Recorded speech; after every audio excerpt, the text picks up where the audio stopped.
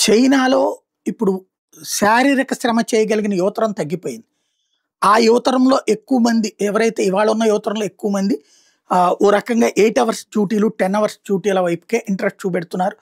Sitting డ్యూటీలకి ఎక్కువ interest చూపెడుతున్నారు. Physical వాటి ఎందుకంటే ఆడపిల్లలు పెళ్లి చేసుకోవాలనుకుంటున్నది అక్కడ ఫిజికల్‌గా పనిచేసేటటువంటి వాళ్ళని గాకుండా ఇట్లాగా ఏదైతే కంపెనీలో కూర్చొని పనిచేసే వాళ్ళని చేసుకుంటున్నారు.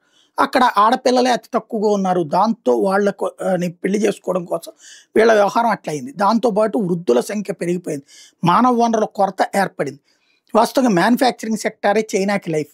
దీంతో ఇప్పుడు చైనా మిషనరీ మీద కాన్సంట్రేట్ చేసింది. ఏఐ కంటే కూడా ఎక్కువగా మిషనరీ.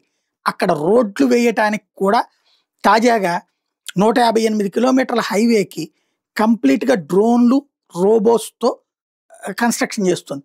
జీరో కన్‌స్ట్రక్షన్ వర్కర్స్ మొట్టమొదటిసారి ఈ ప్రయోగం చేస్తుంది. ఇప్పటికే ఫ్యాక్టరీలో చాలా చోట్ల మనుషులతో అవసరం లేకుండానే జరిగిపోతున్నాయి. ఈ సరికొత్తదైనటువంటి రోడ్ అది సక్సెస్ అయిందంటే రాబోయేటటువంటి రోజుల్లో అన్ని దేశాలు కూడా అదే అమలు చేసేస్తాయి.